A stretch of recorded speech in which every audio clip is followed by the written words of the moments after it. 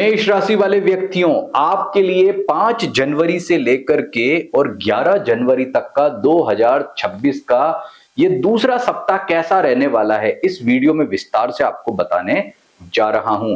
भाई 2026 जो है वर्ष शुरू हो चुका है। हर वर्ष नई जो है आशाओं को लेकर के आता है, नई जो है आपकी इच्छाओं को लेकर के आता है। तो पक्का मानिए कि यह वर्ष आपके लिए अच्छा ही रहेगा। लेकिन इस सप्ताह की बात कर लें तो यह सप्ताह आपके लिए काफी बेस्ट है, अच्छा है, श्रेष्ठ फल वाला कहा जा सकता है। यह समझ लो कि पिछले दिनों की अपेक्षा आपको उत्तम फलों की प्राप्ति होने वाली है। कैसे होगी ये बताऊंगा, लेकिन इससे पहले दो इंफॉर्मेशन आप मुझसे और ले लीजिए। पहला तो ये कि भाई मेष राशि वाले व्यक्तियों के लिए 2026 का पूरा वर्ष कैसा रहेगा, इसका एक वीडियो हमने बनाया है, बड़ा ही लाजवाब है, डिटेल्ड। पूरे साल का एक एक दिन हमने बताया है आपके लिए कैसा रहने वाला है। वो वीडियो हमारे एस्ट्रो सुधाकर पुरोहित जो चैनल है उसकी प्लेलिस्ट हमने अलग से बनाई, उसमें रखा है। आप जाकर के वो वीडियो जरूर देखें, आपको बहुत अच्छा लगेगा। दूसरी इंफॉर्मेशन आपके लिए कि हमने एक नया चैनल शुरू किया है डिविनेशन टॉक्स के नाम से, DIVINATION और टॉक्स। ये चैनल जो है पॉडकास्ट चैनल है, जहां पर हम लेकर के आते हैं, डिविनेशन का मतलब होता है भविष्य कथन की जो विभिन्न प्रकार की विधाएं होती है, इसके ऊपर बहुत ही अच्छी और रोचक जानकारी जो आपके जीवन में काफी महत्व रखती हैं, आपके जीवन को परिवर्तित कर सकती हैं। तो इसके जो एक सप्ताह में 2 पॉडकास्ट हमारे आते हैं। तो ये चैनल जो आपको लोगो यहाँ दिख रहा है डिविनेशन टॉक्स का, इसको आप जरूर जरूर सब्सक्राइब करें और पक्का माने इससे आपको बहुत आपके जीवन में अच्छा फल मिलने वाला है। तो आप जानते हैं यह सप्ताह आपके लिए कैसा रहेगा और शुरुआत करते हैं। सबसे पहले वो दिन कौन से हैं इस सप्ताह के जिनमें आपको सबसे ज्यादा सतर्क सावधान रहना है। तो देखिए 6 जनवरी को 12-18 तक आपके लिए समय अच्छा नहीं है। अब 6 जनवरी को 12-18 तक का मतलब कि यानी कि मंडे की मॉर्निंग से ही, जब ये आपको मंडे शुरू होगा तब से लेकर के और 6 जनवरी यानी कि 5 और 6 लगभग 1.5 डेढ़ दिन आपके लिए अच्छा नहीं है। अब ये टाइम यहाँ क्यों दिया है, ये इंडिया के हिसाब से मैंने आपको बताया, ये टाइम आपको यहाँ क्यों दिया है कि इस टाइम के अकॉर्डिंग आप किसी भी कंट्री में रहते हो, फॉरेन में कहीं भी रहते हो, अपने कंट्री के हिसाब से आप देख लें कि आपकी कंट्री के हिसाब से समय कब तक नेगेटिव रह सकता है। इसके अलावा इस सप्ताह कोई भी ग्रह का ट्रांजिट जो है चंद्रमा के अलावा नहीं होने वाला है, कोई विशेष इंपैक्ट प्रभाव नहीं है। लेकिन कुछ ग्रहों का नक्षत्र गोचर परिवर्तित होगा जिस पर हम बात करेंगे। लेकिन सबसे पहले एक कॉमन राशिफल पर बात करते हैं। कॉमन राशिफल यानी कि मेष राशि वालों के लिए सप्ताह कैसा है। तो मैंने क्या लिखा है, आपका सितारा चमकेगा, यानी कि पक्का माने आपको बहुत अच्छे फल मिलने वाले हैं। सबसे पहले बात करते हैं आपके हेल्थ के ऊपर। स्वास्थ्य के मामले में जो है आपका राशि का स्वामी मंगल 9th हाउस से ट्रांजिट करके बहुत अच्छे फल प्रदान कर रहा है, आपकी जो है विल पावर को स्ट्रॉन्ग कर रहा है। और जब आत्मविश्वास 7वें आसमान पे हो, रेजिस्टेंस पावर अच्छी हो, तो किस बात का डरना। तो भाई सोमवार और मंगलवार को थोड़ा ध्यान रखो, अदरवाइज आपके लिए पूरा सप्ताह हेल्थ के पॉइंट ऑफ व्यू से और मानसिक तौर पे बहुत बेस्ट रहने वाला, अच्छा रहने वाला है। आर्थिक दृष्टिकोण से भी अनुकूलता रहेगी। शुक्र 9th में ट्रांजिट कर रहा है, आप देखेंगे कि शुक्र 9th में जब ट्रांजिट करता है तो हेल्थ वेल्थ यानी पैसे के हिसाब से बड़े ही शुभ फल देता है। तो आर्थिक मामले में भी समय आपके लिए बेस्ट कहा जा सकता है। इसके अलावा आपके लिए जो है वो पारिवारिक सुख की बात करें तो उसमें भी अनुकूलता दिखती है। सोमवार का दिन ऐसा है जब आपको ध्यान रखना है। इसके अतिरिक्त पूरा सप्ताह आपके लिए बेस्ट है, अच्छे फल वाला कहा जा सकता है। अब देखते हैं विद्यार्थियों के लिए समय। तो भाई विद्यार्थियों के लिए भी समय बड़ा गजब का है, अच्छा है, उत्तम फलों की प्राप्ति हो रही है, शानदार फलों की प्राप्ति हो रही है। यानी कि आपके लिए भी ये सप्ताह जो है विद्यार्थियों के लिए अच्छा कह सकते हैं। सोमवार या मंगलवार को कोई एग्जाम है तो थोड़ा सा ध्यान दें, सतर्कता ज्यादा रखें। बाकी ये सप्ताह आपके लिए बहुत ही उत्तम फल वाला कहा जा सकता है। आपके वैवाहिक सुख की बात करें तो उसमें भी अनुकूलता दिखती है। पिछले दिनों कोई दिक्कत परेशानी रही थी, उसका समाधान होगा और आगे समय बहुत ही बेटर और बेस्ट आपका रहेगा।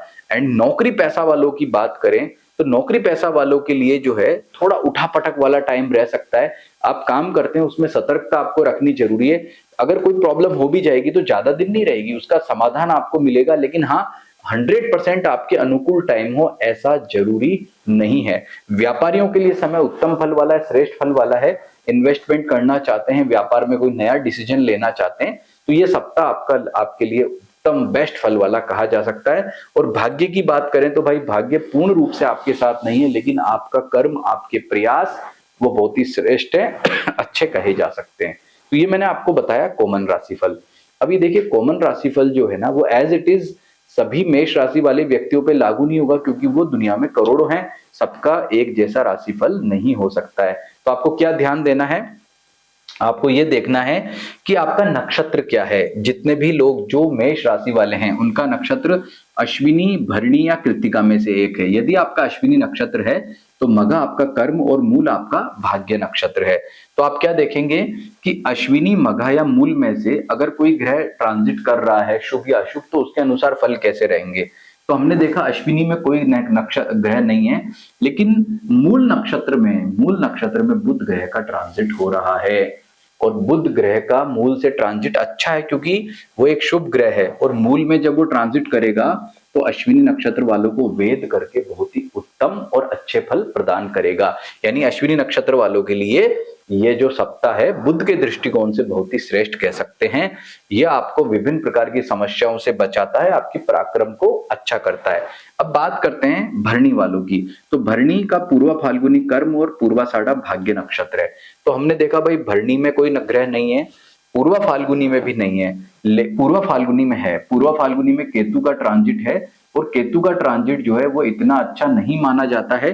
तो एक तो भरणी नक्षत्र वालों को ओम केम केतुवे नमः मंत्र का जप तो करना ही करना है, लेकिन पूर्वाषाढ़ा में से इस बार जो है वो एक तो सूर्य का ट्रांजिट है 11 तक, ये अच्छा नहीं है। 11 तक का मतलब पूरा सप्ताह ही हो गया, क्योंकि 11 तारीख को जो है वो रविवार है। तो कहने का तात्पर्य है कि मंगल और सूर्य दो पाप ग्रह, देखो मंगल तो आपकी राशि का स्वामी, तो कोई दिक्कत वाली बात नहीं है, लेकिन सूर्य का ट्रांजिट पाप ग्रह थोड़ा दिक्कत दे सकता है। तो जो भरणी नक्षत्र वाले विद्यार्थी हैं उनको अपने अध्ययन में कंसंट्रेशन ज्यादा रखना पड़ेगा, एकाग्रता ज्यादा रखनी पड़ेगी, क्योंकि वो आप भटकोगे तो उसका नुकसान आपको होगा। इसके अलावा भरणी नक्षत्र वालों का संतान सुख भी प्रभावित हो सकता है, क्योंकि पूर्वाषाढ़ा में जो इतने सारे ग्रह आपको वेद करेंगे उसका इंपैक्ट दिखेगा। इसके अलावा शुक्र भी पूर्वाषाढ़ा में है, क्योंकि एक शुभ है।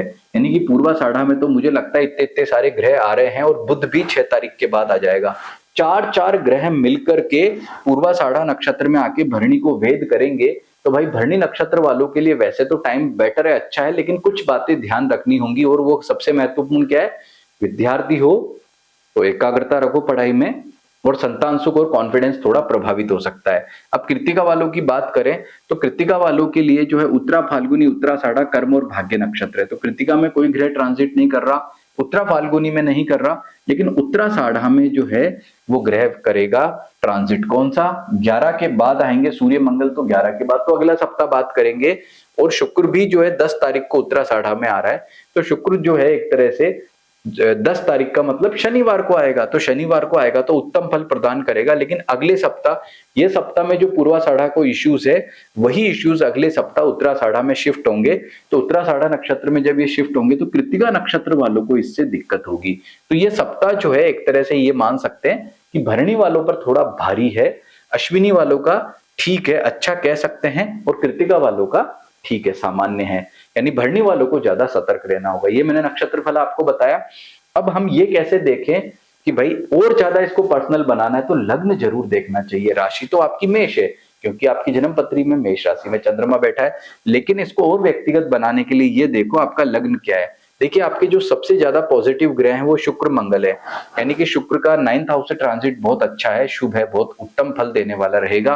तो कहने का मतलब यदि आपका वृषभ, कन्या, मकर, मिथुन, तुला, कुंभ, ये 6 लग्न आपके अगर बनते हैं, 6 में से कोई भी एक लग्न आपका है, तो आपका ये सप्ताह ज्यादा बेटर, ज्यादा अच्छा कहा जा सकता है। जो मैंने धन लाभ की बात की थी, जो मैंने करियर में पॉजिटिविटी वाली बात की थी, वो आप पे ज्यादा लागू होगा। यदि आपका लग्न मेष, सिंह, धनु, कर्क, वृश्चिक, मीन है तो आपका समय सामान्य, नेगेटिव नहीं है, सामान्य रहेगा। अब भिन्नाष्टक कैसे देखें ये भी बताता हूं। भिन्नाष्टक को देखने का क्या तरीका होता है, यह प्रत्येक व्यक्ति की जन्मपत्री में अलग अलग होता है। तो जैसे मान लीजिए कोई भी व्यक्ति है, उसकी जन्मपत्री का ओपन करेंगे, अष्टक वर्ग में जाएंगे, तो प्रत्येक ग्रह का भिन्नाष्टक होता है। तो आप ये देखिए कोई भी ग्रह जब पॉजिटिव ट्रांसिट करता है तो वो ज्यादा रेखाओं पर होना अच्छा होता है, और नेगेटिव ट्रांजिट करता है तो कम रेखाओं पर होना अच्छा होता है। तो यहाँ पर जो है शुक्र पॉजिटिव ट्रांजिट कर रहा है, तो हम शुक्र का ही एग्जांपल ले लें कि धनु राशि में शुक्र है, तो शुक्र के सामने आप देखेंगे 1 2 3 4 5 6 7 8 9 नंबर में शुक्र है, उसके नीचे जाके रेखा देखिए, अगर वह रेखा में अगर वो 5, 6, 7 या 8 रेखाओं पर होगा तो उत्तम फल प्रदान करेगा, और 1, 2 या 3 रेखाओं पर होगा तो कम अच्छे फल प्रदान करेगा। ऐसे आपको अपना प्रत्येक ग्रह का भिन्नाष्टक भी चेक करना है। ये कॉमन राशिफल के बाद व्यक्तिगत पर्सनल राशिफल बताने के जो सिस्टम है लागू कर लोगे तो आप ये जान जाओगे कि मेरे लिए व्यक्तिगत रूप से ये सप्ताह मेष राशि वाले व्यक्तियों के लिए कैसा रहेगा। भाई इंफॉर्मेशन अच्छी लगी है तो इस वीडियो को लाइक भी करना, हाइप भी करना। फेसबुक पर देख रहे हो तो हमारे चैनल को, जो हमारे पेज को फॉलो करना बिल्कुल मत भूलना। और एक बात, ये जो आपको मैंने बताया था पॉडकास्ट चैनल डिविनेशन टॉक्स, इसको हमारे YouTube पर जाकर के सब्सक्राइब जरूर जरूर करें ताकि आप हर सप्ताह एक बेहतरीन जानकारी देख पाएंगे। नमस्कार।